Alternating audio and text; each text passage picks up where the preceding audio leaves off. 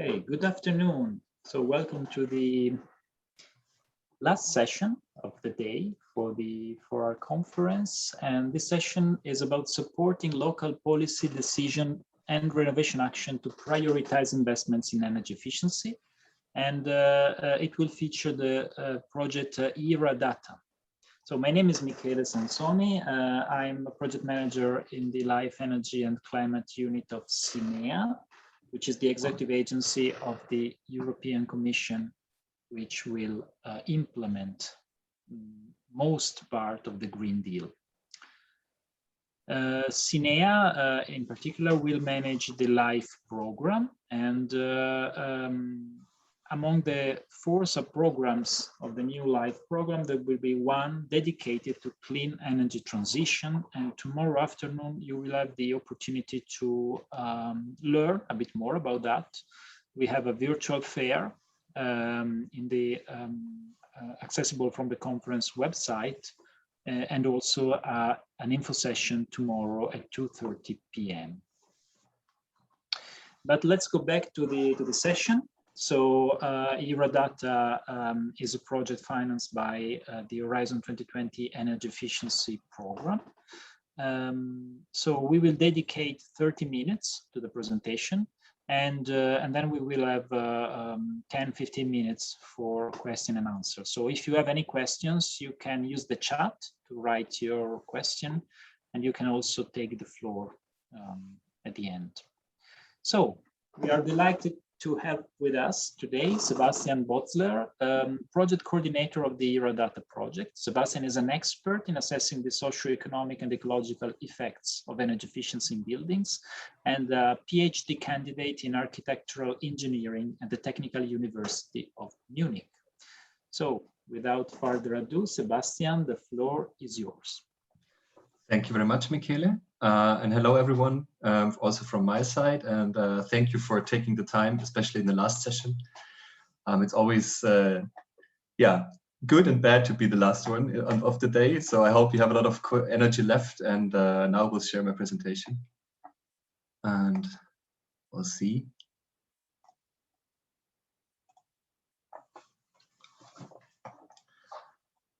Okay. So, as Michele already said, I will introduce, one second of this.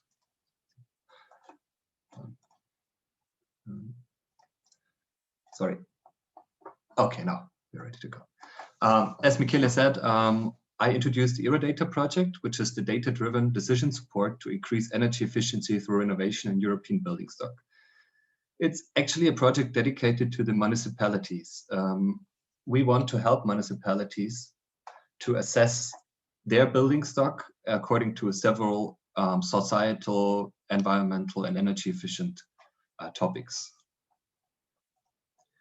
What is EERAdata project actually doing? We operationalize the energy efficiency first principle. I will explain what this is later. I think the most of you know it already, and especially on a municipal and regional level, because we said that it's a policy and it's mostly on a national level, and we want to help also, especially the municipalities and regions, to operationalize this principle also in their favor.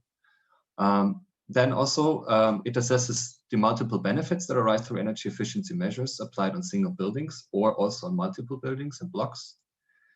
And therefore, we create a software solution and a database which helps you and municipalities and regions to perform these assessments. What is the energy efficiency first principle? I will just briefly go through it. It is defined as the biggest domestic energy source of Europe because it's there and we don't need to dig for it. It's just it's kind of free source, energy source. And as an organizing principle, that means that the energy efficiency first principle should ensure that energy saving solutions are not overlooked and undervalued compared to supply side solutions like renewable energies or any other kind of supply side measures or energy generation. Then it should help to collect reliable data, which allows to value these long-term economic, environmental, and social costs and benefits that arise through energy efficiency solutions. And it should remove barriers preventing energy efficiency improvements. We come to these barriers later. Also, it develops and enforces concrete policies. They will prioritize investments in energy efficiency, and I think EERAdata can play a major role in that, but I'm also excited about your opinion about that. So is the energy efficiency first principle the right approach? I mean, this is arguable. You could say, okay, the energy supply is very important. Energy systems, district heating, all these measures are of much higher impact and they create much more benefits. And we are there as the EERAdata project to prove that it's different, that the energy efficiency creates much more impact and much more benefits for a broader audience. We don't say supply side is not necessary. We see it as a combined collaborative item, but we go for energy efficiency first, and the remaining energy we want to fill with renewable and intelligent supply side solutions. So EERAdata in a nutshell. What are we doing, and what are we doing with the municipalities in particular? We assist municipalities.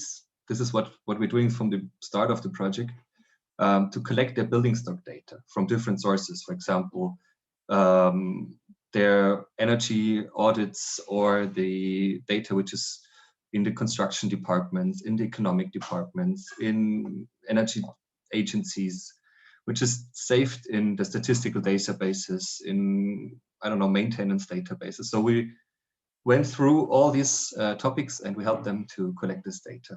Then we develop a tool which is kind of using this data to guide sustainable renovation projects and energy efficiency projects, especially for their buildings.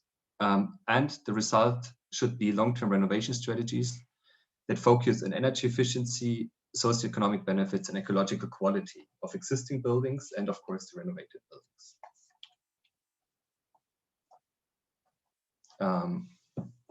Briefly here, the system once more. Here, the first step, as I see, is to quantify the relevant technical data, and also to understand what is in the municipalities, what workflows are there, what solutions they're using at the moment. And then out of this first assessment, we built a decision support tool, which is tailored to these needs of the municipalities. And then, of course, we developed the appropriate methodology to calculate the impacts.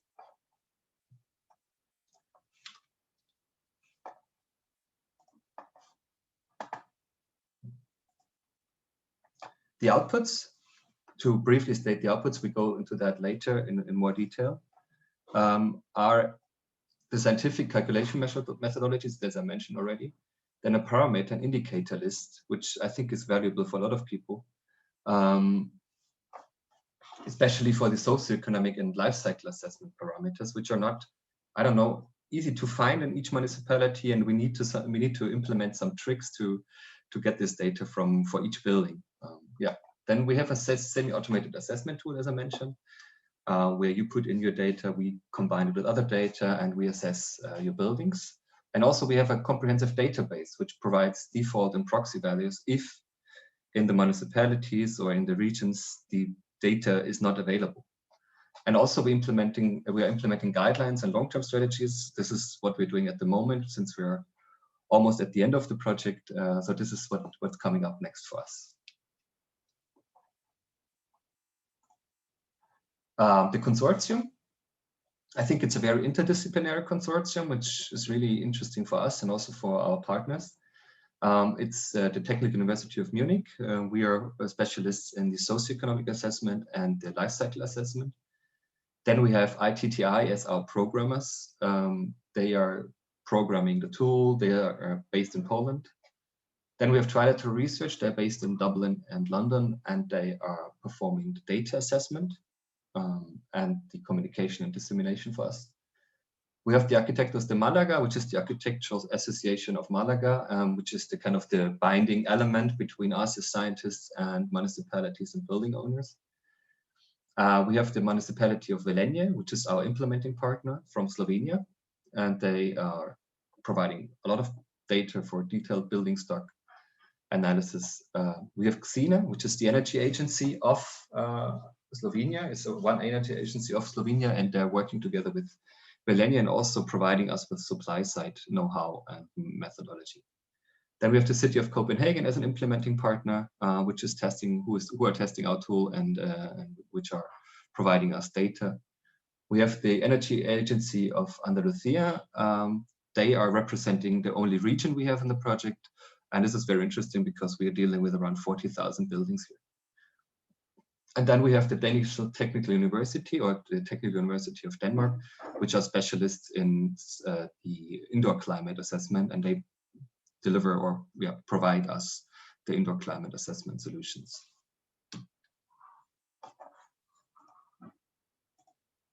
Why is this consortium created like it is? We had in mind, of course, to have all the different disciplines, because we needed life cycle assessment, we needed some programmers, we needed data specialists and architectural specialists, but also we wanted to reflect the different climate zones of Europe in the project, because building styles and requirements in Spain are much different than in Denmark or in Villeneuve. And also throughout the project, we realized that this was a good idea, because it demands a lot of twists and flexibility and agile process of the software solution that we are developing, especially from the data side, to cover these different climate requirements, especially the cooling requirements in Spain, and some heating requirements in the north. What are we doing else in these networks? We call it our 3 networks: the Scandinavian or Northern, the Mediterranean, and the continental European network.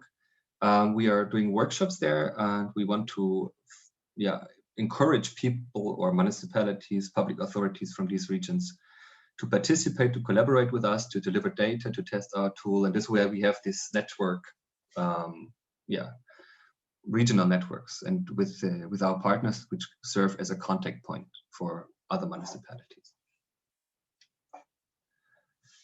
What are the difficulties? I think there's so many tools on the market which were produced in the last years, and they assess buildings. And we really wanted to have something or create something which is developed together with the municipalities. This is why we have the 3 municipalities on board.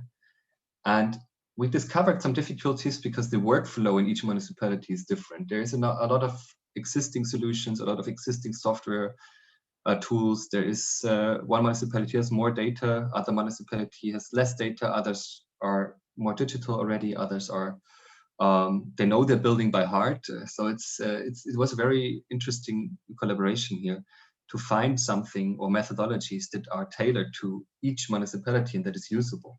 So this is what we actually want to accomplish here. And we have 5 assessment methodologies, algorithms and calculation methods. We have these databases that I mentioned. And of course, now we work on the case studies and typologies. As I mentioned, EERAdata, and the name says it by itself, is a data-driven project. That means that everything we do is based on data. The better the data, the better the results. So what we're doing, and we know that data, for example, for socioeconomic assessment, like the indoor climate or health effects or job effects or economic effects, is not very detailed, not available in very detail, or especially material data for life cycle assessment. So we thought, okay, we collect data from both sides and combine it in our tool. We collect data from municipalities, which can be entered in the tool manually if you're an expert, or you can link your database or your templates to the tool. And there we look for municipal data, building stock data, socioeconomic data like demography or how many occupants a building has. Also environmental data, how much CO2 emissions, what energy generation, how is the particulate matter concentration in the municipality. And also policy and regulation data. So what are the political goals in each municipality? What should we take into account in our tool when we develop it?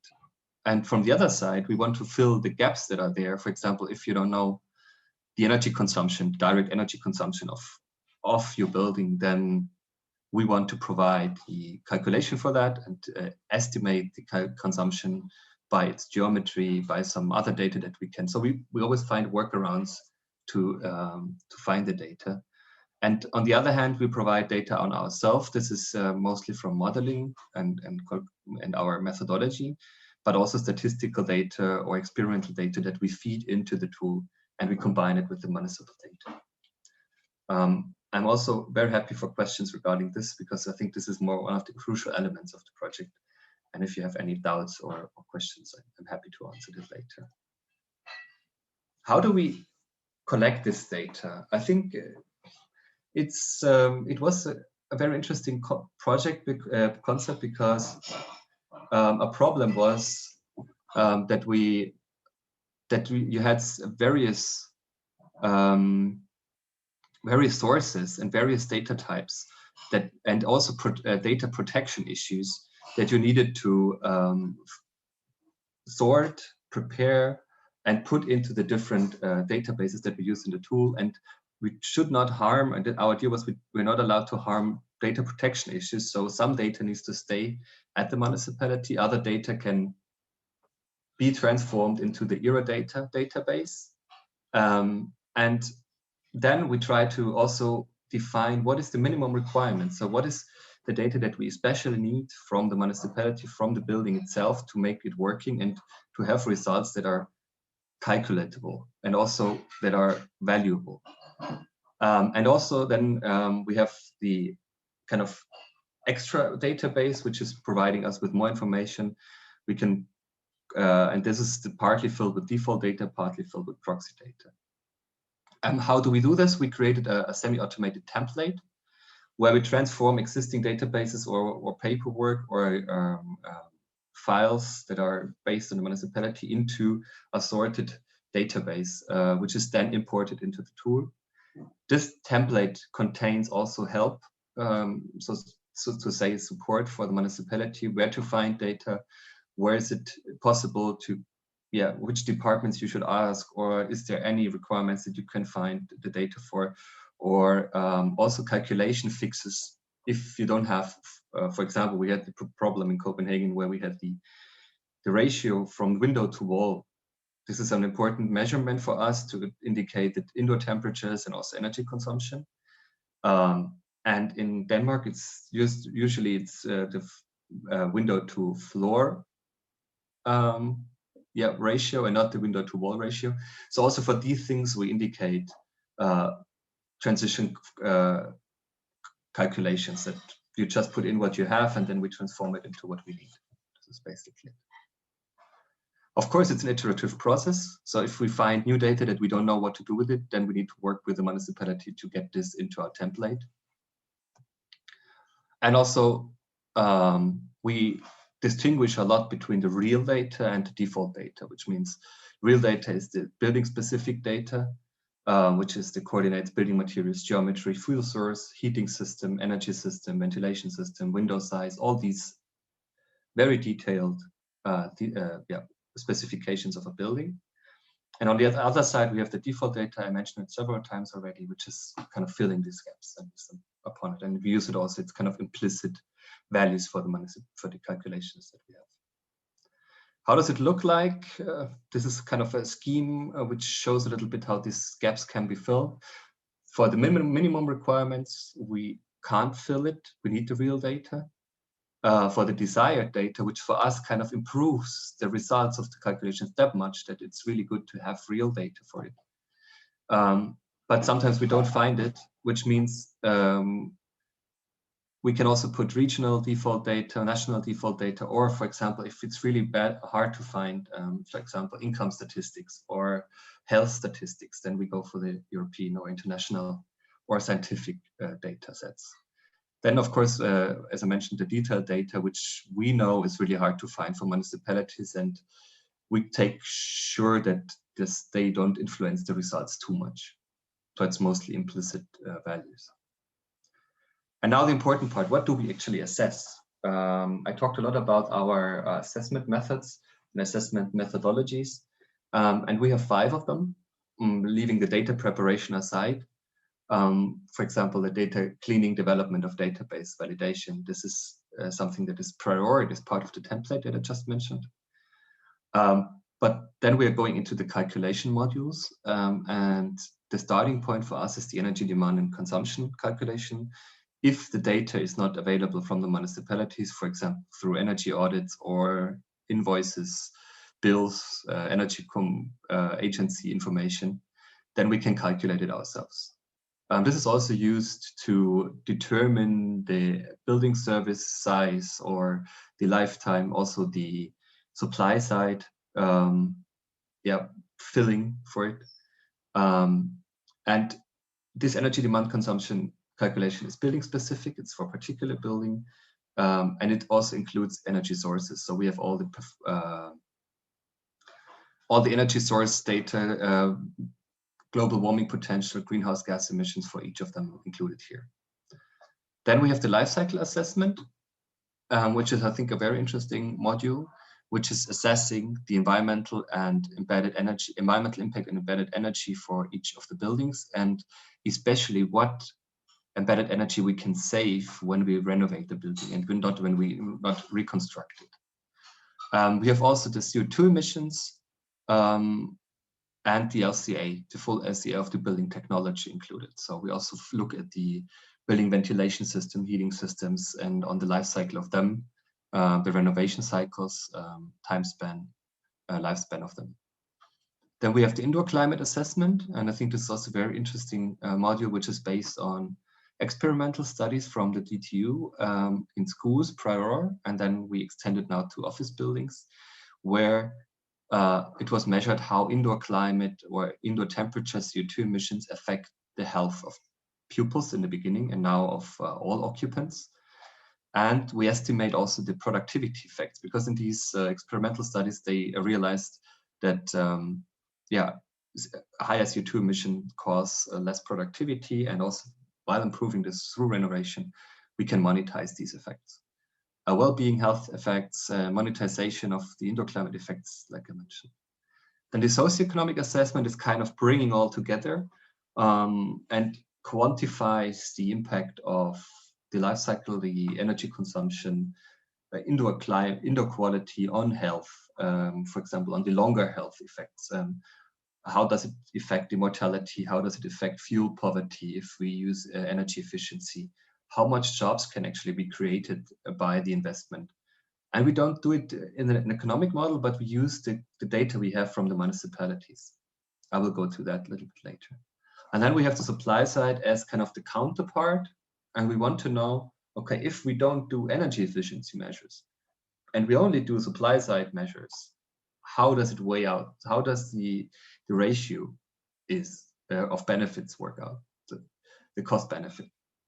We want to know, okay, if we would, for example, feed the building only with a good district heating system, which has a very good global warming potential balance or primary energy factors, how does it compare to each other? And this is what we want to find out here. I think the supply side assessment is a very rough one. We don't take into account the whole energy system, because for us it's kind of a leveling system to know how much we weight different measures.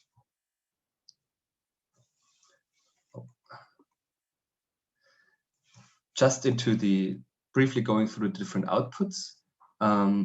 The energy demand module feeds into the life cycle assessment, indoor climate, and supply side assessment.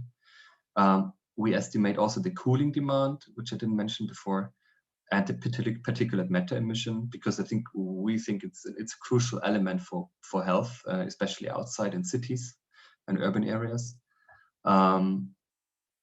Then also the energy consumption reduction, of course, through renovation measures.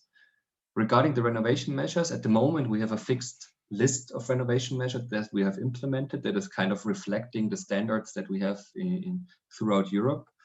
But it's a flexible system, so if you are an expert user, if you know exactly what you want to implement in the building, if you want to know, if you know what renovation measures you apply usually, then you can go there and put your values.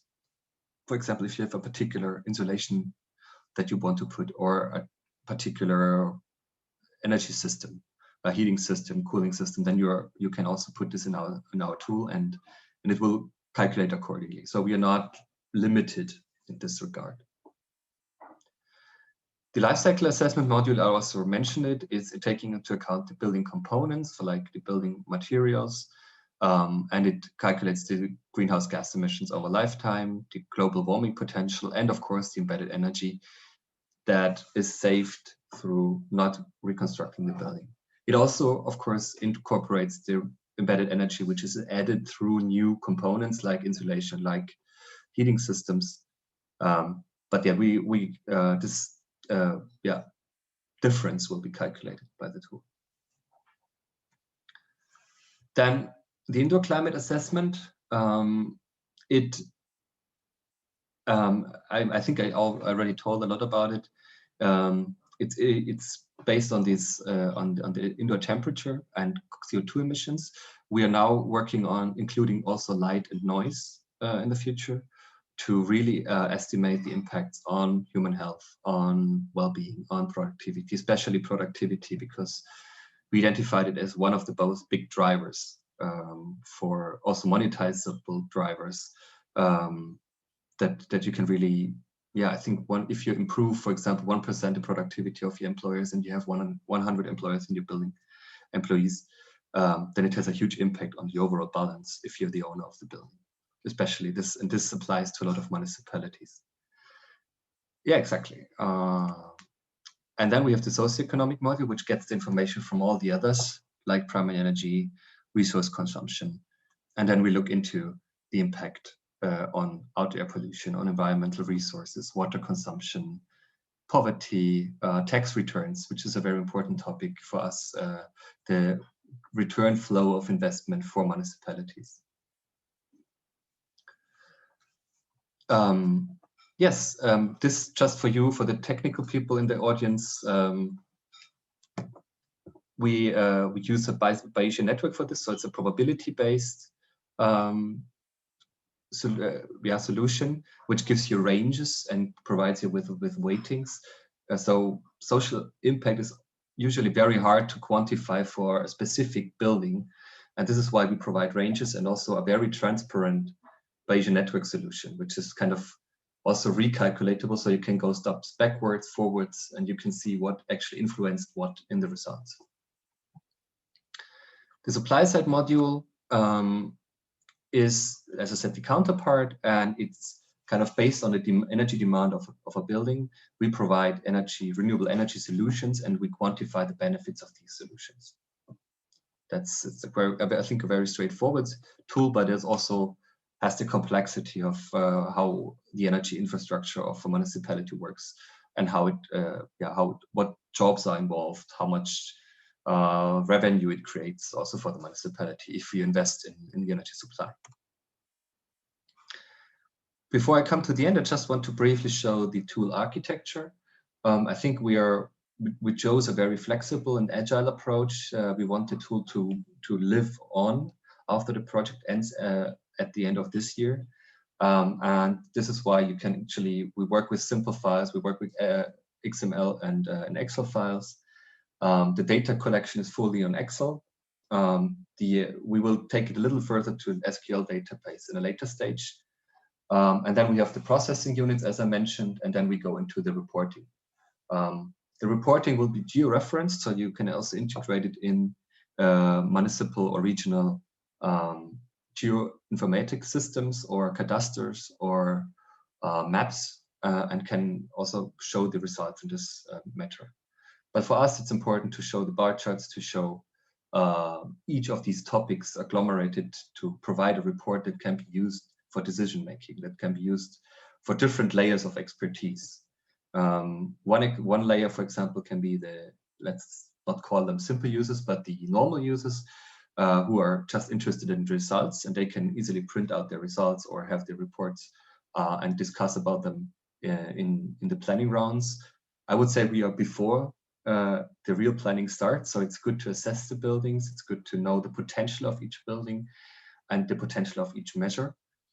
And then we have the expert mode, who gets all the data in detail and also very precise in Excel sheets, and they can also be further processed into other tools, into other solutions. The interface as it is looks like this. I don't go deeper into that.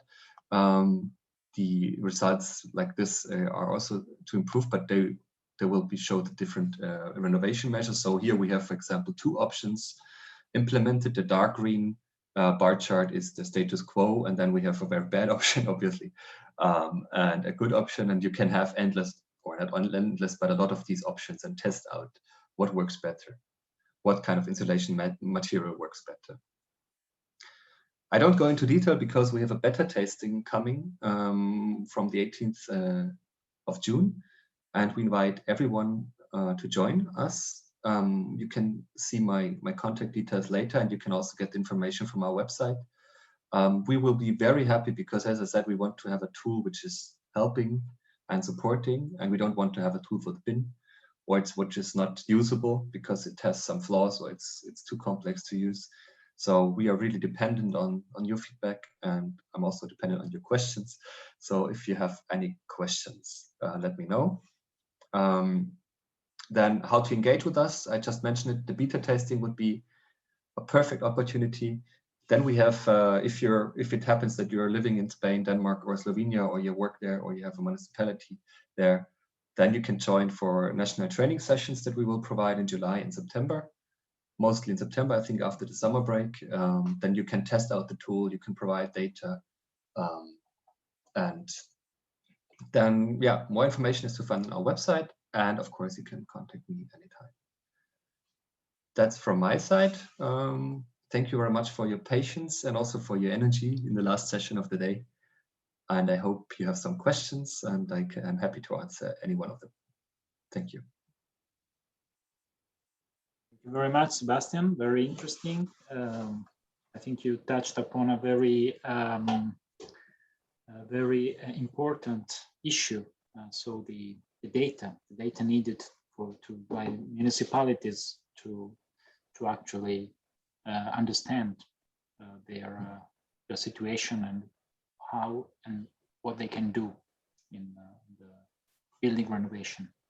So any questions from the audience? You can also use the chat box in case.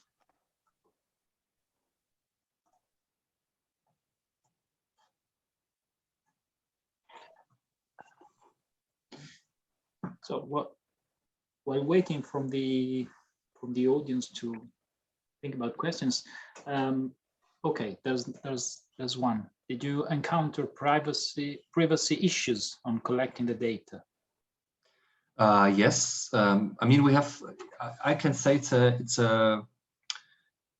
has a multi-dimension problem, let's say, because we don't collect personal data. This is why we are not contacting that much privacy issues. But of course, we should not. It's kind of on the edge. We should not publish in-depth municipal data on our public servers or use it on our public tool. This is why we kind of distinguish between the data which stays with the municipality, and we kind of derive typologies out of them to learn our tool. And on the other hand, we have the data which is in the tool outside of the municipality. And this is how we kind of work around the privacy issues, and we can have allow everyone, because we have different privacy situations in each country and municipality. So we wanted to be flexible here. But we have also data privacy specialists on board, and we check each of the data sets that we get on these issues, and usually solve them together with the municipality. I hope this answered the question.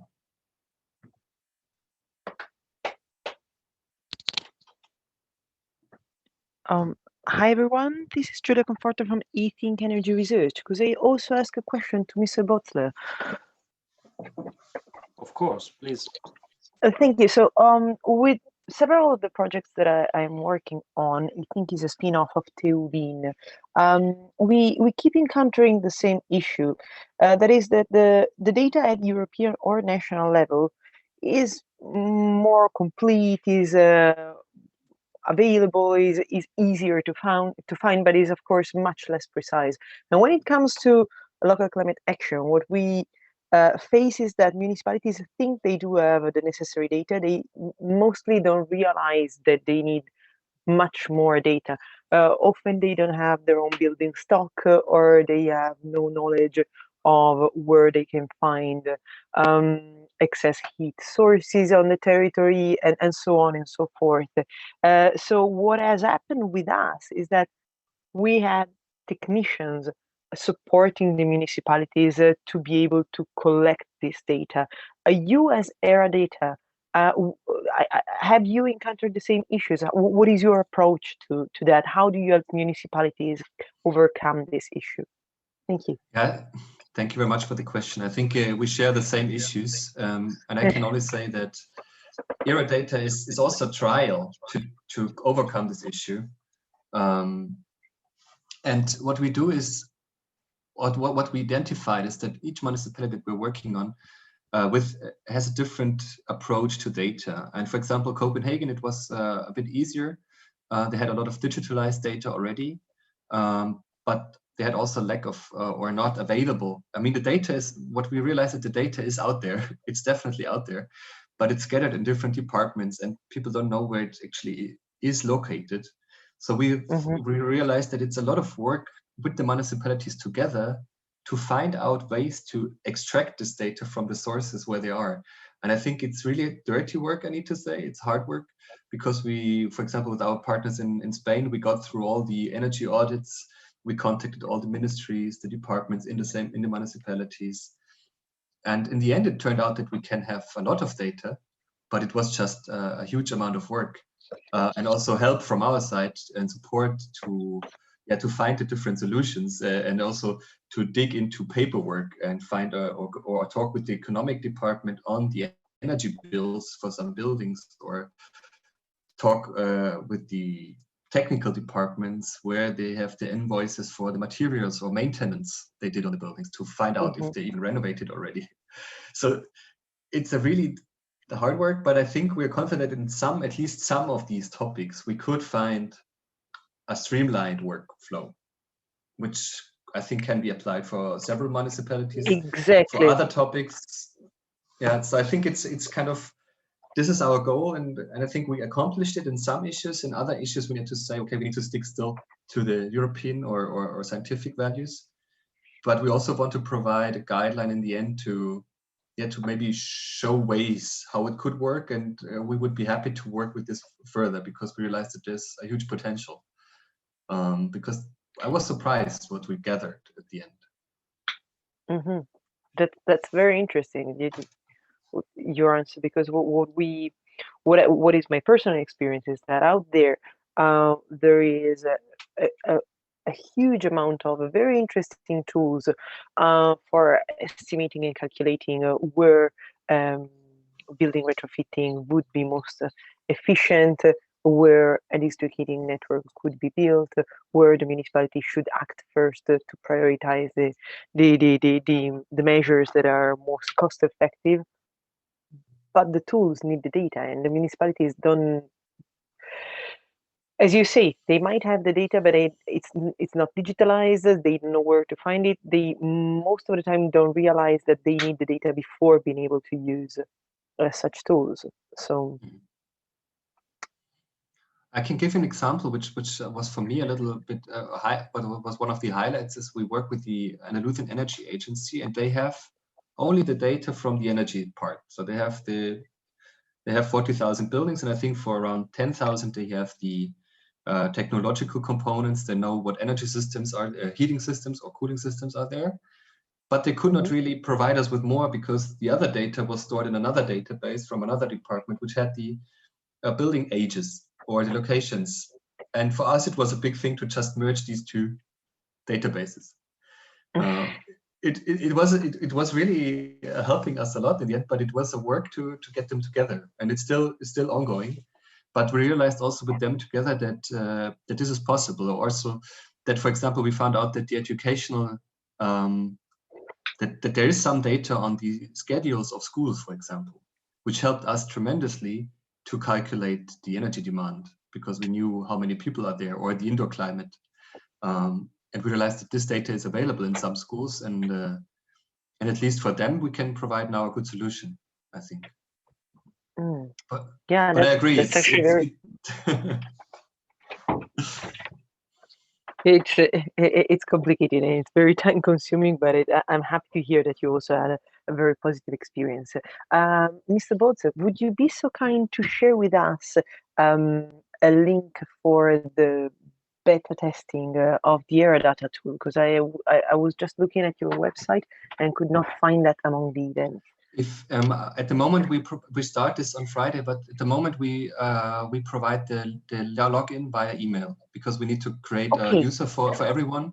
So if you send me an email, and I would also like to discuss this data issue with you in more detail if you want. Yeah, gladly. Yeah, would be interesting. Then I proceed by email. Thank you so much for your time. Thank you.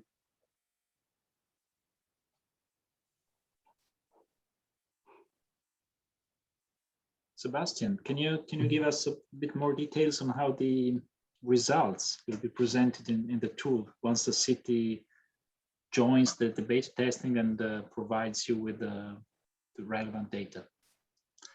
The results at the moment, we're working on the reporting functionality, because as I mentioned, the demand of each municipality is a bit different. So we have very technical users, and we have very non-technical users that need it for political argumentation or long-term renovation strategies to include these assessments into it. So at the moment we have 3 different user types, and each user type can select. So the process, I might explain the user flow a little bit.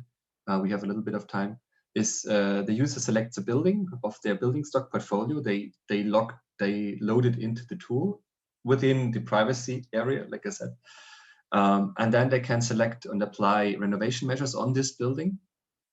The next step would be they select the different topics they want to be assessed. For example, job creation, or indoor climate quality, or productivity. And then we will have 2 options, 2 outputs. One would be a very data-oriented output, where you get the Excel sheet and the different bar charts, and you can basically do what you want with these. And also you get the report, which is combining all these results, and you can. Our goal is that you can directly insert them into a long-term renovation strategy. This would be the nice for several buildings at once. This is what we're working on at the moment. But also here, we will be happy if you join our events also in the future, because feedback on this side is very, very valuable. And also we have all the data geo-referenced. So the idea was, in some municipalities, we will try it maybe for Munich to integrate it in a 3D city model. But this is something which comes up if we're not sure if we can accomplish this in the remaining time frame of the project. Thank you. I think we have time for one more question. If someone has any questions.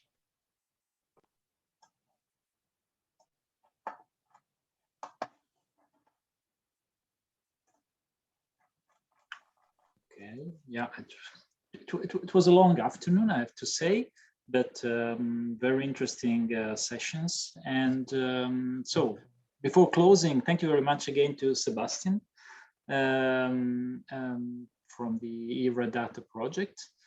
So please get in touch with him if you're interested to know more and be part of this test phase. And thank you for your interest in the session. Thank you for staying with us until now. So the recordings of the session will be available on the conference website shortly. And of course, we will continue tomorrow morning.